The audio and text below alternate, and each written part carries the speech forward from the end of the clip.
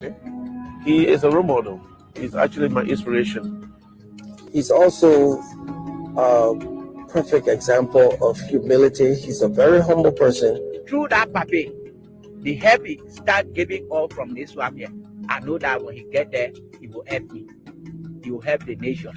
I saw in him somebody dependable, somebody who I knew I could work with, somebody who had long ago I had an association, a friendship, and I've been proven correct. People think, whether in government, wherever I work, that I learned to separate what is for me and what is for people. Joseph Barker Revealed, coming soon on your screens.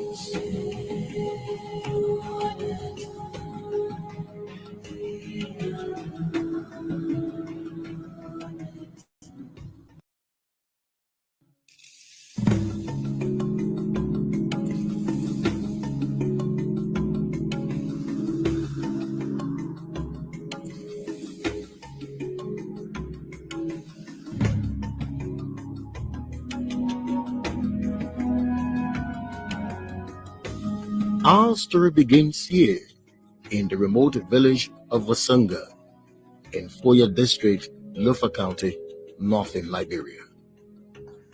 Foya is the biggest district in this county, and it is close to the border by the Republic of Sierra Leone, and it is dominated by the Kisi ethnic group. And it is mainly an economic area, is in terms of the economy or the economic aspect based on its proximity. They do a lot of trade, most especially when it comes to the border. It was here on the 30th November in 1944 that one of Liberia's public-spirited patriots was born. Joseph Numa Boakai from Wasunga, Foya District, Lofa County. The fifth son of my mother. That's how I got the Numa name. And I'm from this very community in Foya. Later, Newman lived in poverty and struggled through education, but he withstood the test of time, working with other kids on the farm to support the family, a routine he equated to focus on his future. Traditional village life, at a certain age, you got up in the morning and people are going on a farm, and you probably would take the chicken basket with the chicken in there, and normally it's cold and the grass is wet, so they usually have something to shake the water up. And you go to the farm, and your job there is to do errands. When you go to the farm, when people turn their head to scratch the farm, he turns his face down so.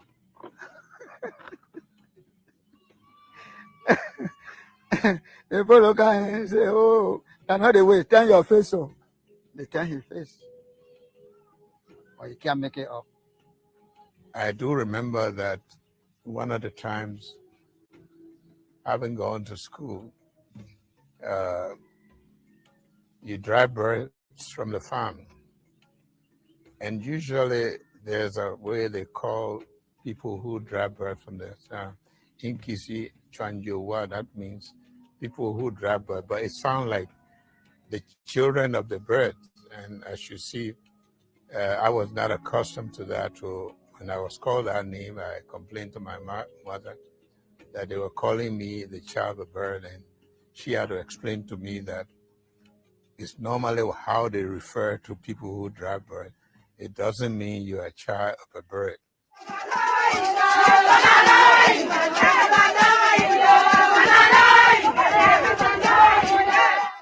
epitomizing the Liberian adage that it does not matter where one comes from, but where he's headed.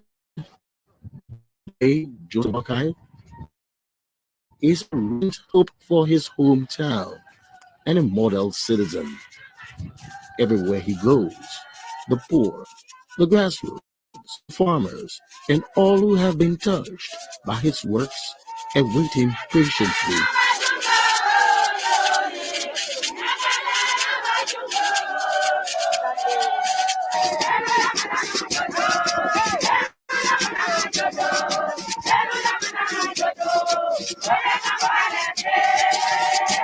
I remember at the time we used to walk from here to Foya. We used to look for a road in the bush, a path road to go to Foya.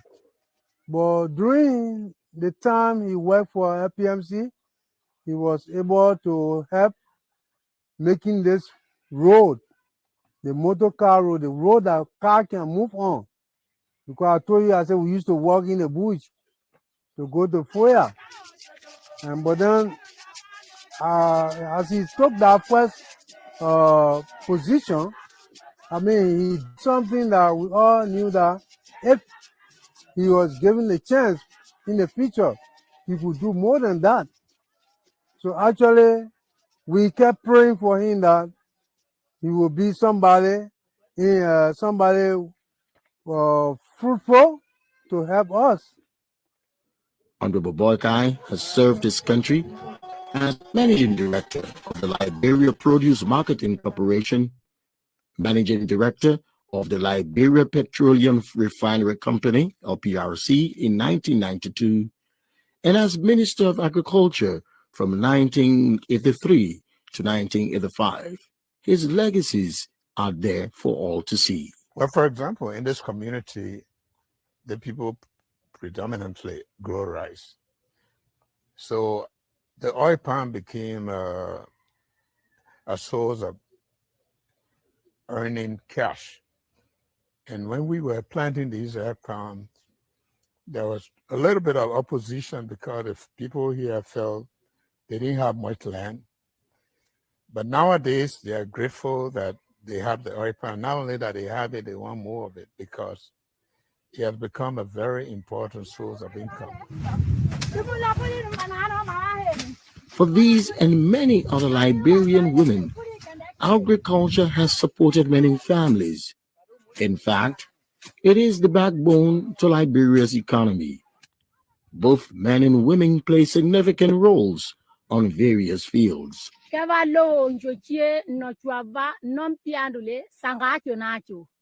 She joined this organization mainly because she have children. They have to go to school. She have to feed the children, and also she have a lot of activities to do at home. This is why she deemed it necessary to be part of this group to produce rice, and she will be able from the production here. Any share she receives from here, she will be able to support the family because she don't have a husband.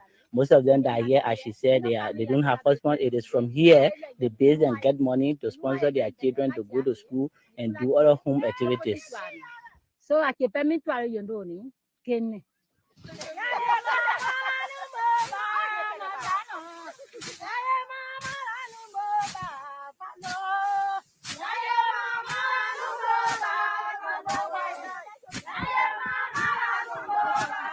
Well, I've known him as a young man in college in the 80s, in the 1980s, when I was at a university. And then when I graduated, I worked and I knew him very well. He was a Minister of Agriculture, very, very strategic and focused. And I've been fortunate over the last 4 or 5 years since I came back to work with him at various levels. He is a role model. He's actually my inspiration. I work in the ministry as an advisor, and I always consult him in terms of how we move things forward. And he's somebody who you can trust. He has a passion for agriculture. That is very important. She said she saw great changes and His Excellency Ambassador Joseph Nyuma Boakai becomes Vice President for this republic. There are changes even he came from here, there are a lot of changes that have been made since he became the vice president for this republic. The qualities that she saw in His Excellency Ambassador Joseph Numa Boakai for becoming a president for this republic. One, in the history, she saw that people told them, and they saw it in the clear picture that even the palm mill that we are seeing, those things were brought on this by His Excellency Joseph Numa Boakai at the time when he was in the Ministry of Agriculture. More besides, even the palm mill that was built to Chisene, all of these things were brought by Joseph Numa Boakai, and that if he becomes the president for this republic, he will even do more than what he did when he was not there. One time he met us, we were cutting the rice here, because that times it's very hard for us to get a sickle knife to cut the rice. So he met us suffering. That yes, he gave us great support. When he get there, he will be there. For we are the poorest people. We don't have nobody to help. Let me and sitting down, no fathers, no mothers, nothing. Nobody is helping me. But through that papa, the help he start giving all from this one here, I know that when he get there, he will help me. He will help the nation. What you need to know is that even before he became Minister of Agriculture, he was the first Liberian to set up, to work and stabilize the Liberia Produce Marketing Corporation, LPMC, which was a commodity agency looking after tree crops and other export crops.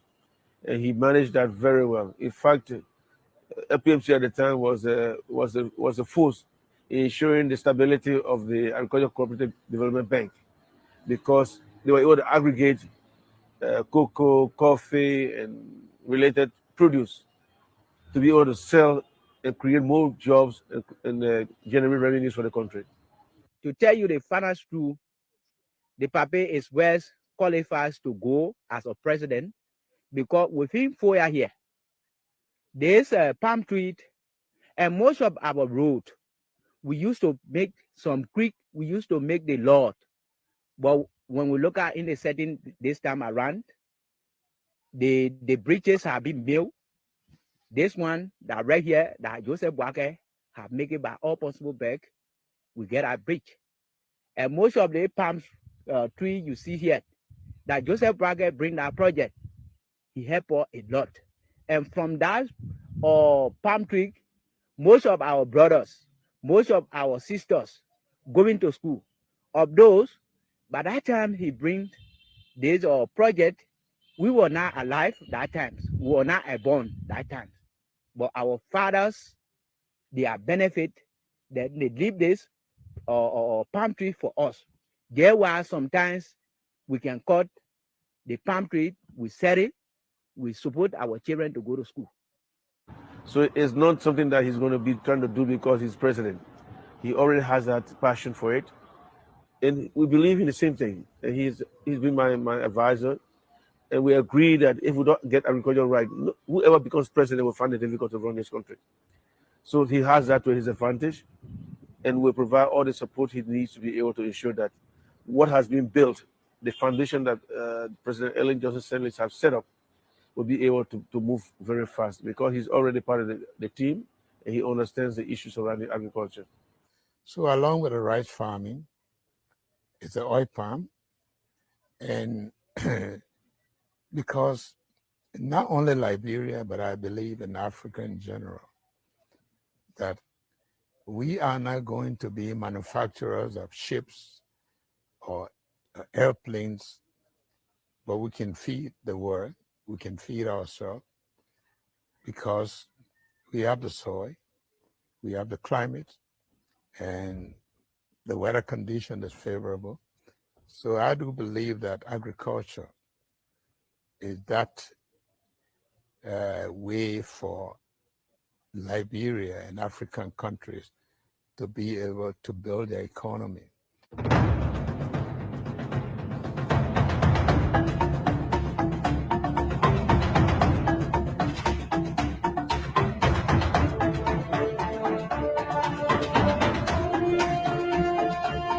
Through it all, it was that singular choice of Ellen Johnson Sirleaf to have Joseph Boakai as a vice president that brought the best out of him.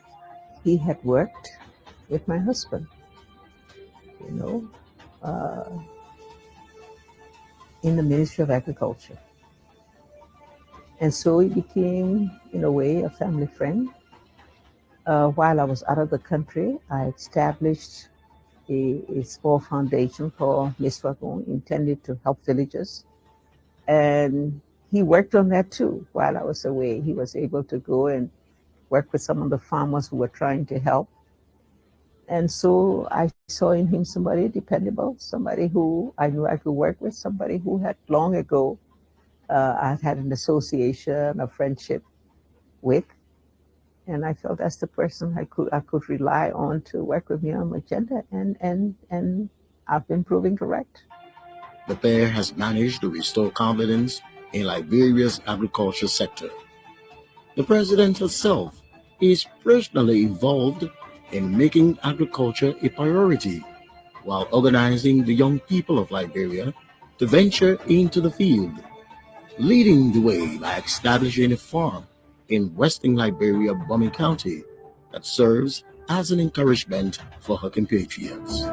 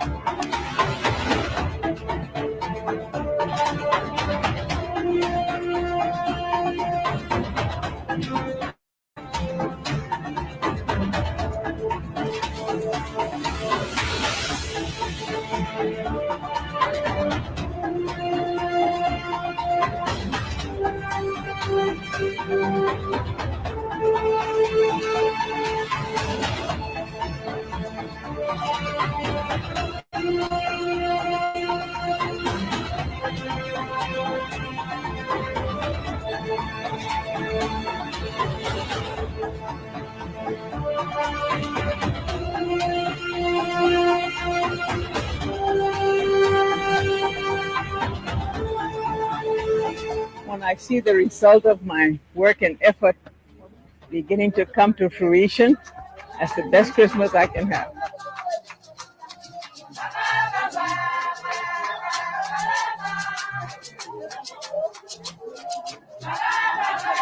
That's the joy that I get, because they prove that my example is now being repeated, is now being internalized and intensified through their effort. So all that they brought represented what they had grown, and they wanted to show me that indeed, you know, they are now strong, small farmers. They are producing not only for their own needs, but producing for market. And so I think that to me, my purpose has been fulfilled in that regard.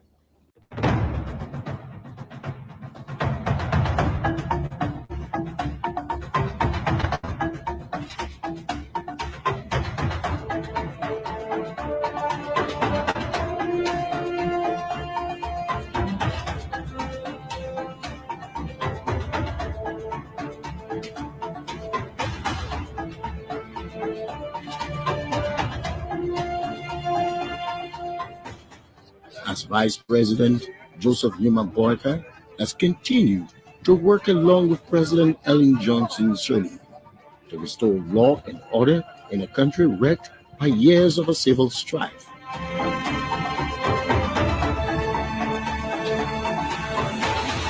Liberia today showcases a new hydropower plant at Mount Coffee with enhanced capacity commissioned in 2016 to provide the much needed power for economic growth. The Mount Coffee was already damaged. All of the substations were damaged. So basically, we had completely ground zero at LEC. The only thing to do was to plan to move up. And then most of the transmission lines were down. The wires were cut. The ones that in the substations, bullet holes, things were shot up. And of course, Mount Coffee was completely, so there was a total devastation. There was total devastation of the electricity infrastructure. And that's how difficult it was. And so electricity was unheard of. Running water was unheard of. The streets, we used to call them, when you drive, you were massaged because everything was down, completely down. So it is regrettable that it happened. I'm sure everyone felt the absence of the power, use of generator, a lot of life being lost in the operation of generator because carbon monoxide gas, community power wires are strung all around the community. People not aware of those cables get in contact with them, it causes life. And, so I hope that with the creation of the Mount Coffee Hydro Power Plant, all of those things that were not done in a proper manner could be put in place, that the power plant would be able to supply the power to the various community and they will use it adequately. How the power is generated, we are on the banks of the St. Paul River. And on the banks of the St. Paul River, we have 10 radar gates. By closing those gates, we redirect the flow of the water to our reservoir. At our reservoir, we'll have another set of gates that controls the water, build up the volume that we need to generate the power. And when all is said and we begin operation, those gates are open, the water flows into the spiral tube to the bottom of the turbine, and then from there, electricity is produced through that process. It is generated from the turbine to the substation. At the substation, we transmit 66 kilovolts from Mount Coffee into Bushroy and into Painesville. What we do, we have 2 circuits going to Painesville and 2 circuits going into Bushroy. When we generate the power, we send it down to the Liberia Electricity Corporation grid, and then from there it is distributed towards the various community. So our primary operation here is to generate that power and evacuate that power from here to Bushroy and Painesville, and then from there it's taken to the LDC grid. I think it's going to have they're going to have a lot of benefit. As you can tell, this yard is very quiet now, which means that there are no heavy fuel oil plants running. Mount Coffee is right now the plant that is taking most of the load, even though it is in the test phase. So now we're testing Mount Coffee up to 100%.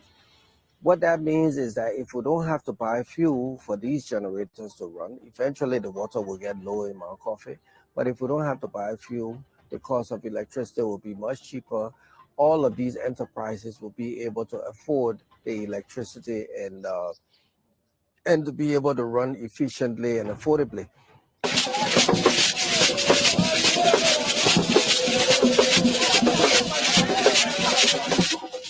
And in that respect, they are right, because that is the one that affects their lives directly.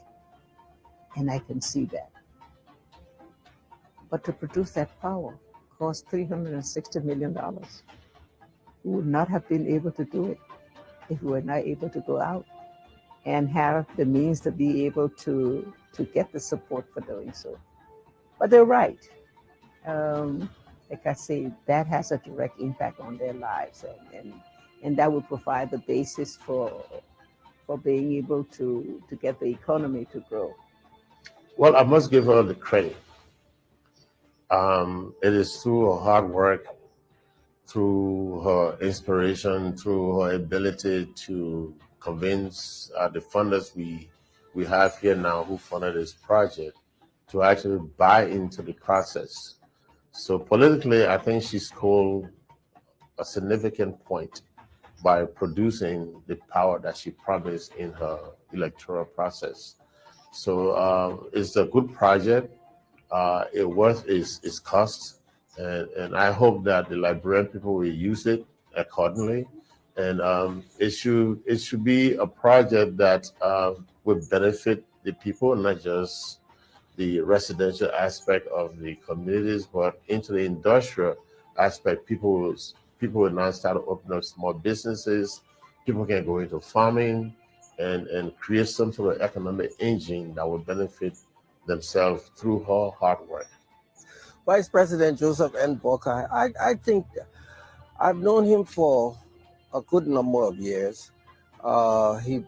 originally I met him when he operated a business making wooden products, doors. And when I needed some doors, of course, he supplied them to me.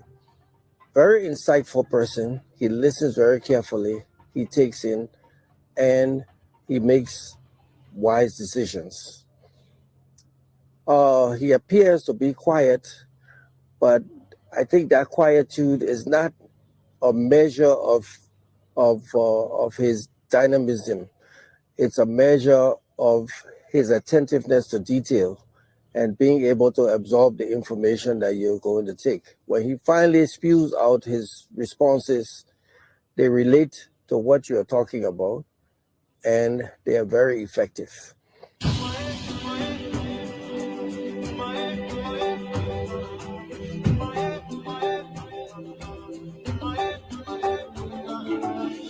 Vice President Joseph Boykai continues to encourage investors to take advantage of the investment climate in Liberia and ensures that basic social services are provided to the people of Liberia. Liberian workers can now all speak of a better future as they contribute to their retirement through NASCOR, the National Social Security and Welfare Corporation, that is now well positioned than it was several years ago. Like everything else, the entire country was devastated. And clearly that would have included the pension fund. The NASCOR is a pension fund. It was eroded. And you know, when you're doing a pension fund, the most important part is the confidence that needs to be built within the populace and the employers that will pay. That was completely shattered. And so NASCOP had to, from the onset, try to rebuild confidence amongst employers and employees so as to start the process of payment and understanding the purpose of your pension. When we started, we had a backlog of pensions to pay. You had to pay that, meet your core obligations. And as the kitties started to grow, NASCOP could go into social responsibility. It became NASCOP's responsibility to start and augment the government's projects. And what we did was we started to, as companies came in, because of the total destruction of the country, they would need office space, they would need accommodation. All those things did not exist. We were foresighted. We jumped into Buchanan for starters. We had to start doing things in Monrovia.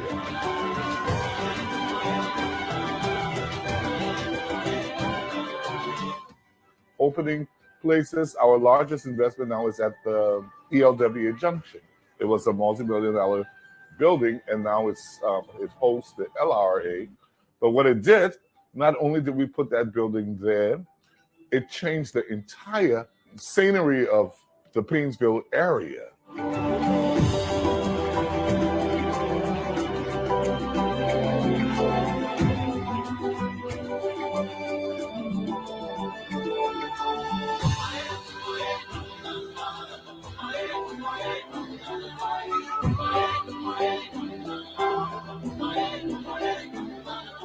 Worked along with the Painesville City Corporation. We started funding several projects that would create a change and help start the rebuilding of the infrastructure in Liberia, as long as it was in the direction of the government.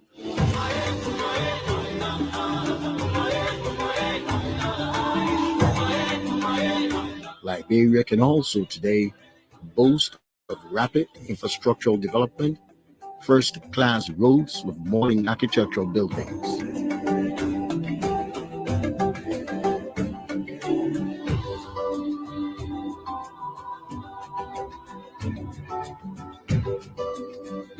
If one looks back at it as where we started, the salaries, the capacity, the lack of institutions, the lack of laws, if we look back at that and look where we've come today, again, I say we've made progress. We haven't reached where I hoped we had reached, where we had planned to reach, but I'm satisfied with the progress we've made.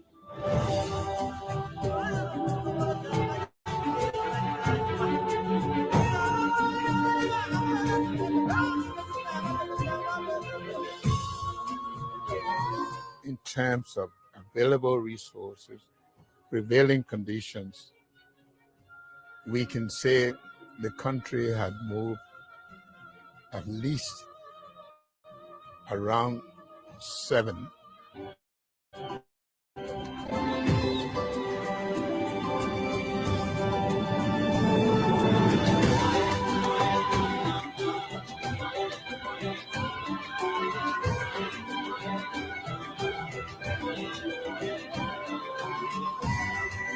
I would like to see a consolidation of the gains that we have made in this administration. I would like the incoming administration to be able to carry out the rest of the agenda that we've already formulated. Our Vision 2030 has already been formulated. So all of those are there. Yes, a new administration may have additional things they want to do. They may want to change some of the priorities and re-emphasize certain areas. But I would like to see us stay on the course, because it is the course that's been well planned, on which great progress has been made, and any attempt to interrupt that and to roll things back will only delay the time when Liberia can truly march toward being a middle income country, which is our target for 2030.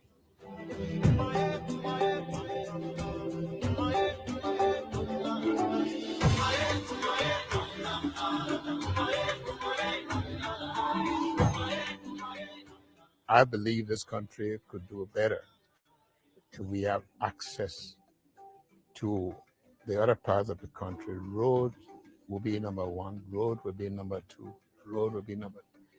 We have to have access.